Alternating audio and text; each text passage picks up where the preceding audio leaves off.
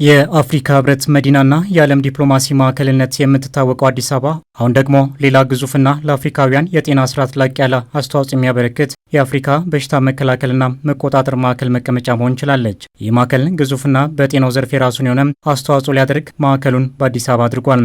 በማዕከሉ ጉብኝት ያደረጉት የኢፌዴሪ ጠቅላይ ሚኒስትር ዶክተር አብይ አህመድ የአፍሪካ በሽታ መከላከልና መቆጣጠር ማዕከል ኢትዮጵያ መቀመጫ በመሆኗም ክብር እንደሚሰማቸው ተናግረዋል። አዲስ አበባ የአፍሪካ ዋና ከተማ ናት፣ መዲና ናት ሲባል የኤዩ ሄድኳርተር ብቻ ሳይሆን የአፍሪካ ሲዲሲም ሄድኳርተሩ እዚህ አዲስ አበባ ይገኛል።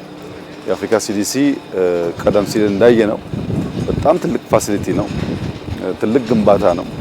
ይህን የሚያክል ኢንፍራስትራክቸር በሀገራችን ሲኖር ከኛ የጤና ተቋም ጋር ሲተሳሰር በጣም በርካታ የሆኑ ጠቀሜታዎች ለሀገራችን ሊያበረክት ይችላል። የአፍሪካ በሽታ መከላከልና መቆጣጠር ማዕከል ሲዲሲ በአዲስ አበባ መገንባት ዘርፈ ብዙ ጠቀሜታ እንዳለውም ጠቅላይ ሚኒስትር አብይ አህመድ አንስተዋል። ለኢትዮጵያ የቅድመ መከላከል የጤና ስርዓት የሚኖረው አስተዋጽኦ ላቅ ያለ ነው ብለዋል። በተለይም በቅድመ መከላከል በላቦራቶሪ አገልግሎትና በስልጠና ላይ በጋራ መስራት የሚያስችል መሆኑን ነው ጠቅላይ ሚኒስትር አብይ አህመድ የተናገሩት። አንደኛው ኤርሊ ዋርኒንግ ነው።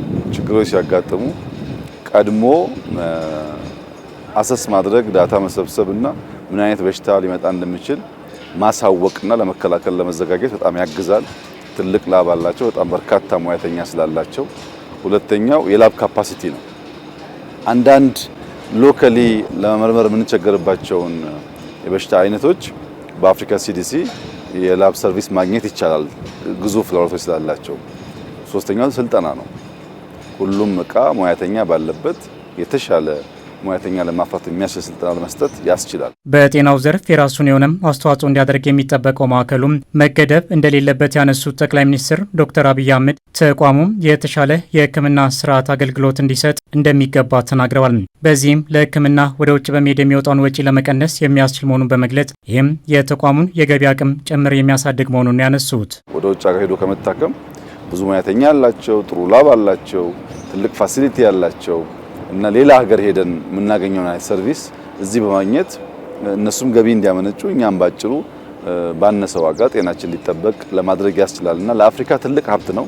ለኢትዮጵያ ደግሞ ካለን የጤና ፖሊሲ ጋር ተያይዞ መከላከል ላይ ከታመመ በኋላ ማከም ላይ ባለን ፍላጎት እንደዚህ አይነት አቅም ሲገነባ በእጅጉ የሚያግዝ ይሆናልና በርካታ ሆስፒታሎች የተገነቡ ነው ያሉት፣ ጤና ኬላዎች የተገነቡ ነው ያሉት። ግን ለምርምር የሚውል ከፍተኛ የምርምር አቅም ያለው ላቦራቶሪ እና በከፍተኛ ሙያ ያላቸው ግለሰቦች ያሉበት ተቋም ሲኖር ለማሰልጠንም ለመመርመርም ለመደገፍም በእጅጉ ስለሚያግዝ ይሄን እንደ ትልቅ አሴት ነው የምንወስደው።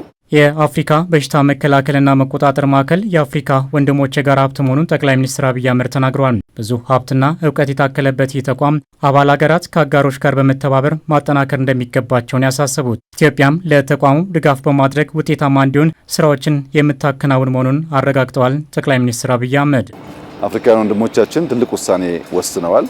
ነገር ግን መጀመሪያ መገንባቱ ብቻ በቂ አይደለም። ይሄ በጣም ብዙ ሀብት የሚፈልግ ብዙ እውቀት የሚፈልግ ትልቅ ፋሲሊቲ ስለሆነ በገባነው ኮሚትመንት መሰረት ይሄን ተቋም ደግፈን ሙሉ በሙሉ ራሱን ችሎ ረን የሚያደርግበትን መንገድ መፍጠር ያስፈልጋል።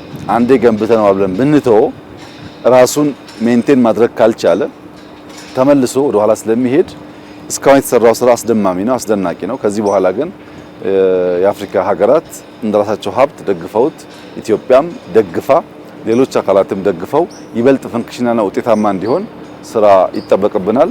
ዛሬ ባየነው ስራ ግን እጅግ ተደምመናል። በጣም ቆንጆ ፋሲሊቲ በሀገራችን በመዲናችን እንዲኖር ስላስቻለ ይሄን በመደገፍና ይበልጥ ፈንክሽናል እንዲሆን በማገዝ የበለጠ ውጤታማ እንዲሆን ለማድረግ እንሰራለን። የአፍሪካ የበሽታ መቆጣጠርና መከላከል ማዕከል ከቻይና መንግስት በተበረከተ $80 ሚሊዮን የተገነባና ጥር 3 ቀን 2015 ዓ.ም ተመርቆ ስራ መጀመሩ ይታወሳል።